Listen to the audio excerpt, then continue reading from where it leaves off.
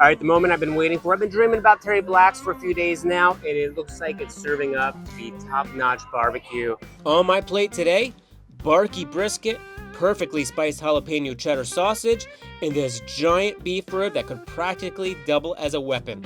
I paired it with creamy mac and cheese and the must-have banana pudding.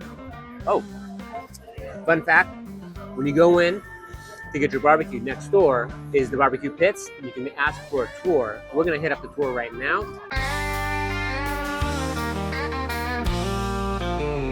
So we're gonna start right here. These are our fire boxes right here. This is where we load the fire at right here. This is where we're gonna control all the heat right here with this door right here, with the airflow. So what y'all looking at are 1,000-gallon Moberg smokers. These are just propane tanks that they repurpose into smokers for us.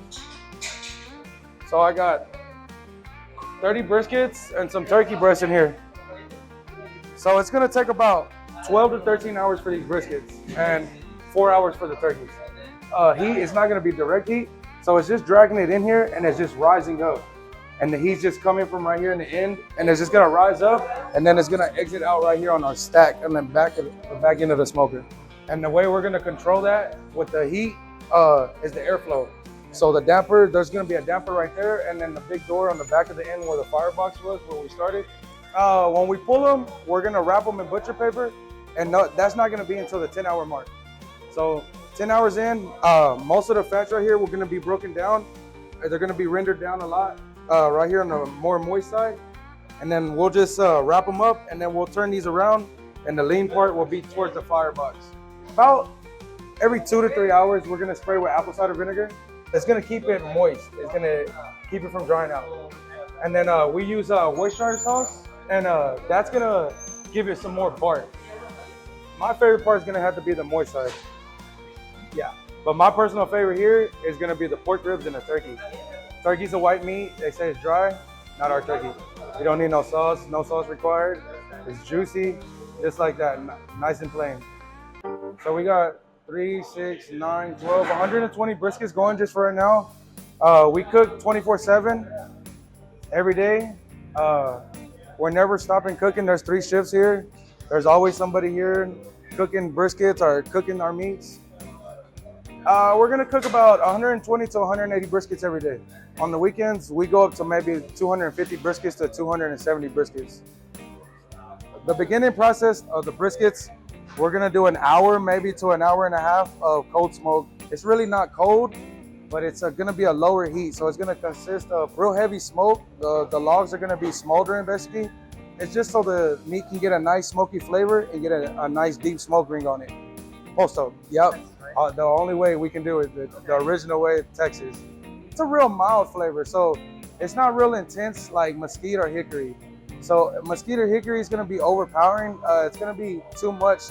You still want to taste the protein and taste the smoky flavor on it still. We're just walking around, really just watching these fires. So making sure these fires are going. These are supposed to be at like 275 right now. So these are like right underneath it. So we're missing about 15, almost 20 degrees on there. As soon as you open the doors, you'll lose heat. And it starts slowing down the process on cooking the barbecue. Brisket is king. I think it's worth doing it. It's just you have to trim that brisket, and you have to trim it right. If you're not trimming off the fats right, you're not gonna break down those big fats. All that sausage is made in-house too, and we're making that from the trimmings of the pork ribs and the beef briskets. So it's a combination of both of those proteins together with a lot of spice blends. We're almost done cooking this right now. We're about almost 2.5, 3 hours in. These are gonna cook for about 4 hours. So beautiful. I wasn't a barbecue person at first, but then as soon as I got into doing this and being around barbecue, I loved it. I think you just gotta have a love and a passion for it. Like if you don't, it's not for everybody. You gotta have a passion. It's really a art cooking barbecue. It's an art and a craft that if you can't cook barbecue, it's not for everybody. If you don't, then it really shows in the barbecue. If you're gonna come here, it does live up to hype. A lot of people say they see it all over social media, and this place does live up to hype. Everybody here treats you like family. They all show the love, and it's way different than the barbecue places that I've seen or been around too. It's probably like the Gordon Ramsay of barbecue, if you want to say it.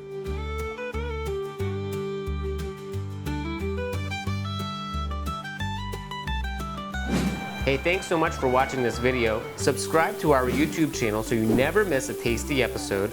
And while there, go ahead and give us a thumbs up because we like those too. Also, follow me on Instagram @The Eater's Guide, where I share my foodie adventures and let me know what you're eating, drinking, and cooking too.